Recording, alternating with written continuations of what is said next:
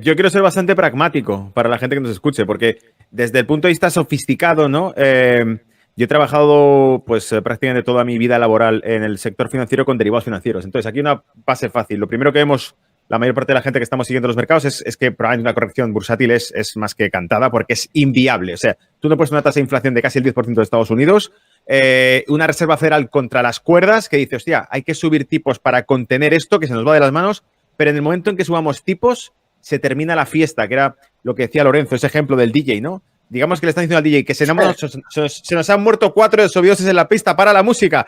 No, que como la pared se nos mueren otros 10 más o nos linchan. Entonces, no disimula y sigue bailando. Esta es la situación actual del sistema financiero. Entonces, soluciones, aquellos que tienen activos, probablemente coberturas de riesgo, si vamos a lo técnico, coberturas de riesgo quiere decir posiciones bajistas a través de productos financieros, en mercados que sabemos que van a corregir. Renta variable corregirá sin lugar a dudas probablemente. Se estaba calentando también la renta fija incluso, porque hay poca credibilidad en la sostenibilidad que tiene la deuda a largo plazo, como decía Héctor.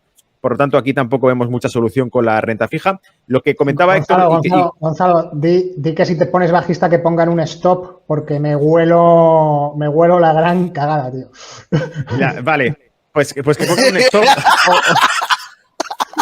o lo que ellos quieran. Lo que te digo es, cuando digo ponerse bajista...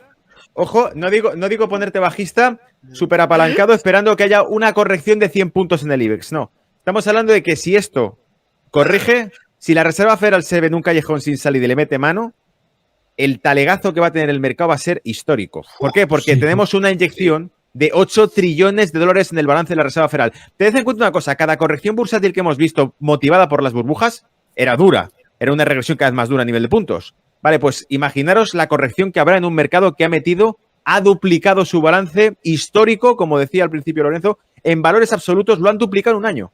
Lo han duplicado. ¿Cómo será la corrección cuando llegue? Por lo tanto, ¿hasta dónde se puede estirar el chicle? ¿Hasta dónde pueden inflar los activos? Los bancos centrales se quedan sin cartuchos.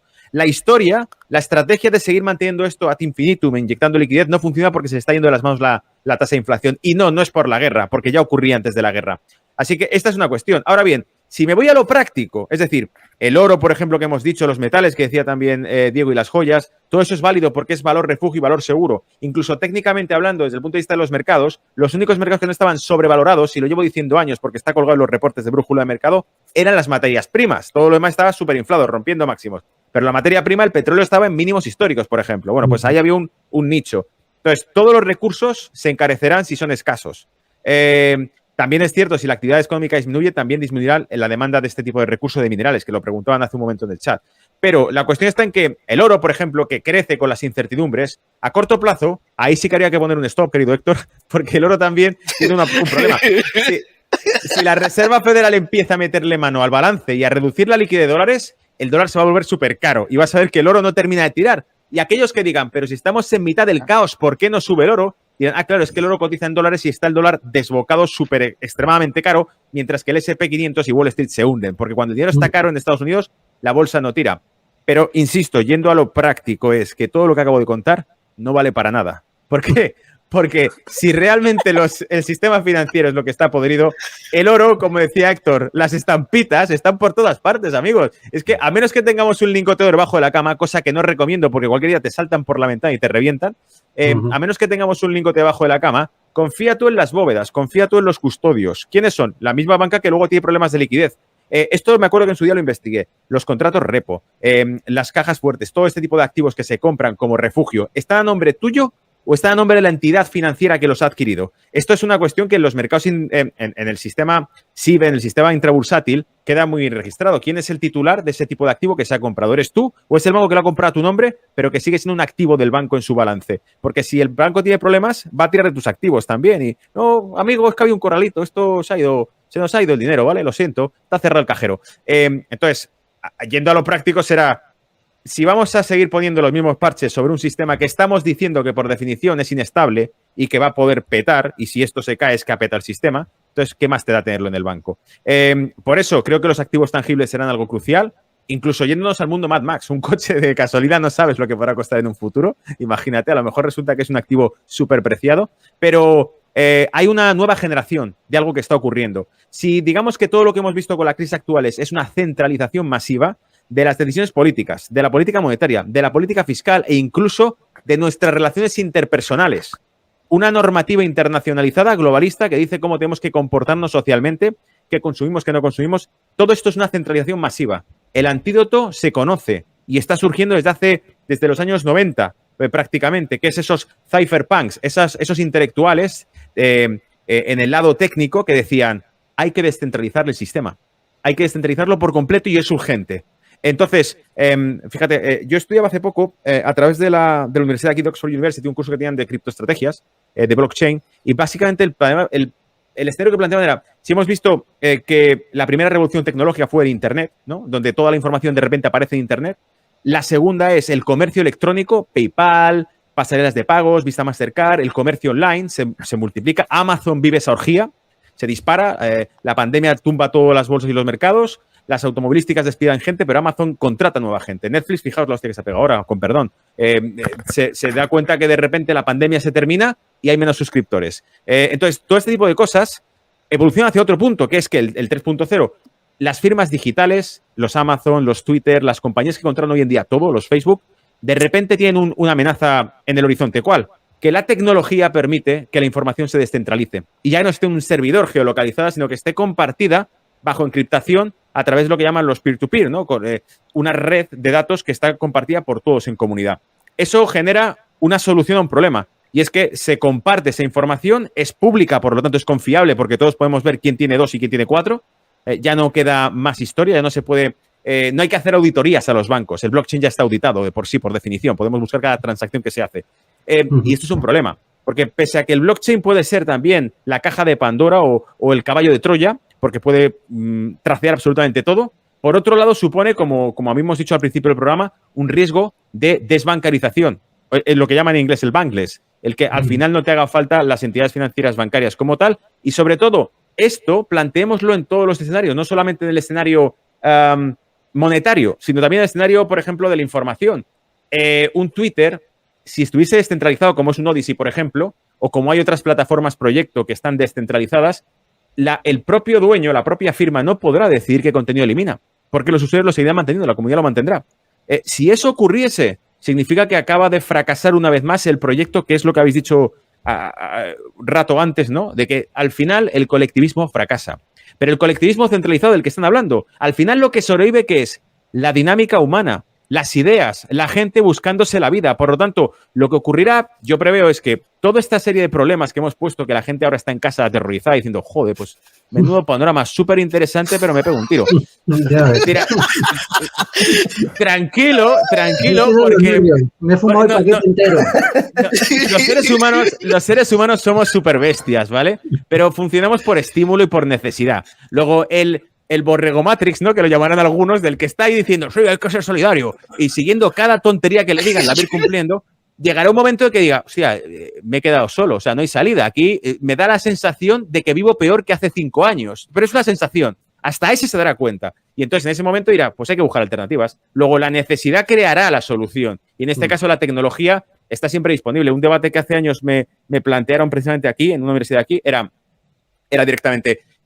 ¿crees que en algún momento Internet será seguro, se podrá controlar? Y dije, no. ¿Y por qué no se podrá controlar? Hay IPs de nivel 4, hay filtración de datos, y dije, simplemente porque la misma tecnología que se desarrolla para controlar es la que sirve para... O sea, yo estudio la tecnología y aprendo cómo utilizarla para boicotearla. Es como siempre que se crea algo, se está creando la solución a esa regla.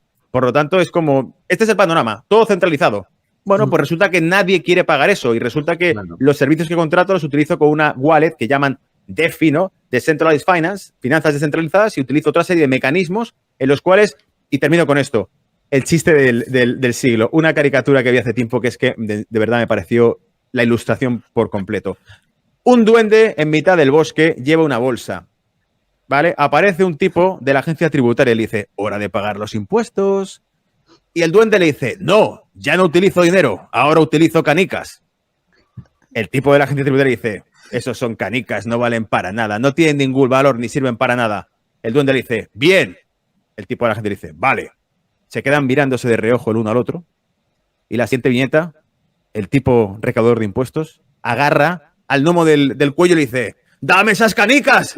Es decir, en cuanto empecemos a dejar de usar sus mecanismos de pago, irán a por... ¿Qué están haciendo ahora? Bueno, Decir está que las pasando ya. wallets- Eso está Claro, pasando ya. claro. Claro. Por eso los exchanges centralizados, un Binance, un esto. Binance era súper anárquico, anarcocapitalista saco, ¿no?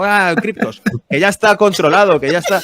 Hay que buscarse exchanges que no están controlados, que no tienen propietario. Pero claro, esos son los que están prohibidos. Entonces tienes que buscarte un MetaMask, tienes que buscarte un Uniswap y este tipo de mercados donde puedes comprar activos y es difícil rastreártelos, ¿vale? O sea, ese es un poco el GOS, la cartera de Luna, que va cambiando las IPs que tiene, ese tipo de cosas. O sea, se está creando tecnología de sobra que está hecha diseñada para el mundo del mañana, pero se está diseñando ahora. Entonces, acabarán apareciendo soluciones. En España, evidentemente, con sus impuestos, y no solo los impuestos, sino las pensiones también, lo que se recauda para las pensiones, se utiliza para garantizar el pago de deuda. ¿Qué ocurre? Que España es un país que es como una vaca que está raquítica, ya no se le puede extraer más, y no llega a esos impuestos. Por mucho que suban los impuestos, pues no se va a generar mucho más. Entonces, cubre esa parte de garantía el Banco Central Europeo. Cuando el Banco Central Europeo deje de cobrar deuda, las garantías, que son los bonos españoles del Tesoro, se verán como un activo de riesgo, porque básicamente porque se va a impagar. Entonces, básicamente, lo que veremos es como ya estamos viendo, cómo los rendimientos empiezan a subir de los bonos a 10 años, están empezando a subir cada vez más rápido y las primas de riesgos, la prima de riesgo, pues cada vez se está acelerando más. Y lo que comentaban, para ir terminando, lo que comentó Gonzalo, evidentemente hay dos tipos de economía. Una economía real que no le importa absolutamente a los bancos centrales ni a las oligarquías, y una economía financiera que es la que gobierna absolutamente todo. Entonces, lo que hacen es, lo que comentaba, es una agenda que viene ya no es de ahora, ya es de décadas, de pues cada vez controlar dos aspectos. Uno, la parte de la oferta, es decir, controlar empresas, tenerlas controladas, decidir con gobiernos corporativos lo que se tiene que producir, cómo se tiene que producir, y por otro lado, controlar la demanda, lo que comentaba Lorenzo, que es controlar a los ciudadanos manteniéndolos en una situación donde dependan del Estado que les dé ese crédito ficticio que no existe, que es un crédito, un dinero, no es básicamente dinero, porque dinero sería algo que tiene valor por sí mismo, sino un crédito donde los ciudadanos dependen de esos gobernantes para comer, por ejemplo, básicamente para comer, para poder ver la televisión o para encender ciertas horas del día la luz, y que evidentemente si tú al pueblo lo tienes sometido a través en este caso, de la deuda, pues creas la esclavitud absoluta y los gobernantes pues consiguen pues esos objetivos que tienen propios de forma egoísta, y que se alinean con los propios oligarquías financieras y como digo yo, si los intereses de los políticos coinciden con los de los ciudadanos es porque es una mera coincidencia. Y eso es lo que quieren como grandes oligarquías financieras, pues es controlar la mayoría de recursos, y aparte que los ciudadanos en sí no dejan de ser un recurso más dentro de esos recursos que pueden ser materias primas, energéticos, etcétera, etcétera. Entonces, eso es yo como lo veo, como lo que comentaba Gonzalo, y como veo que España básicamente se está aplicando el sistema de a través de la deuda, pues someter al país a las decisiones de unos poderes que están por encima de la soberanía nacional.